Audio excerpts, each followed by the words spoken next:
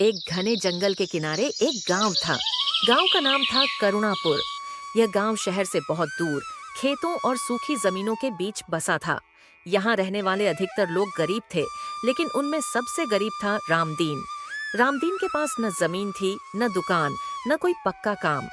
उसके पास जो कुछ भी था वह था एक झोपड़ी, उसकी पत्नी धनिया और एक दुबली पतली लेकिन बेहद प्यारी बकरी। यह बकरी ही उनके जीवन का सबसे बड़ा सहारा थी। सूरज निकलने से पहले ही रामदीन की आंख खुल गई। झोपड़ी की छत से धूप की पहली किरण झांक रही थी। बगल में धनिया उठ बैठी। आज फिर जल्दी उठ गए? भूख देर नहीं करती धनिया।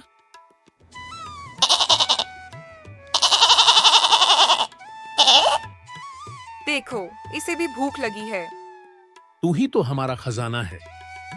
रामदीन और धनिया की जिंदगी इस बकरी के इर्द गिर्द घूमती थी। बकरी दूध देती थी, उसी दूध से कभी दही बनता, कभी थोड़ा सा बेच दिया जाता। उसी पैसे से नमक, आटा और तेल आता। अगर यह बकरी न होती तो हम कब के भूखे मर जाते। रामदीन चुपचाप सिर हिला देता। एक दिन गांव में सूखा पड़ गया। घास सूख गई, पानी कम हो गया। बकरी के लिए चारा जुटाना मुश्किल होने लगा।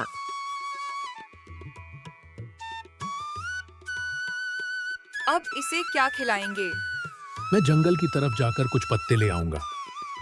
सावधान रहना।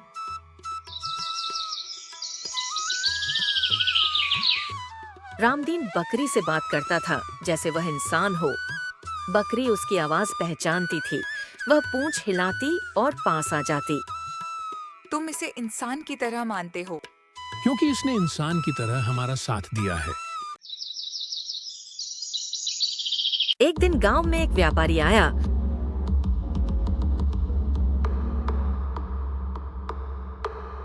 उसकी नजर बकरी पर पड़ी।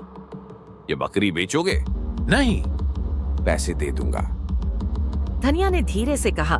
पैसे मिल जाए तो कुछ दिन आराम से चल जाएगा। पैसे आएंगे जाएंगे, लेकिन यह नहीं। उस रात घर में सिर्फ सूखी रोटी थी। धनिया ने रोटी तोड़ते हुए कहा, अगर बकरी बेच देते तो आज पेट भर जाता। और कल? धनिया चुप हो गई।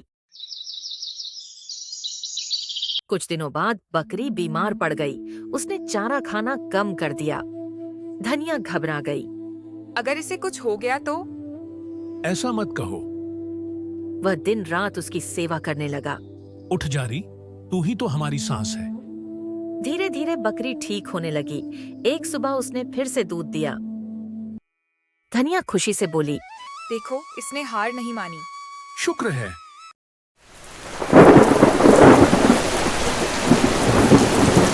कुछ समय बाद बारिश हुई। घास उग गई। बकरी स्वस्थ हो गई और ज्यादा दूध देने लगी। अब थोड़ा थोड़ा पैसा बचा सकते हैं। मेहनत रंग ला रही है। एक बार फिर व्यापारी आया, इस बार 2 गुने पैसे लेकर।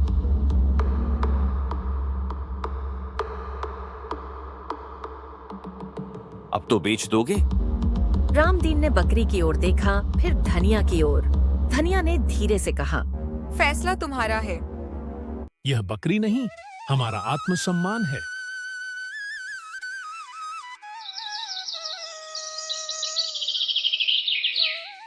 समय बीता। बकरी से एक और बकरी हुई। अब उनके पास 2 बकरियां थीं। देखो, हमारी दुनिया बढ़ गई। बिना किसी को बेचे। शाम को तीनों झोपड़ी के सामने बैठे। गरीबी अभी भी है, लेकिन डर नहीं है।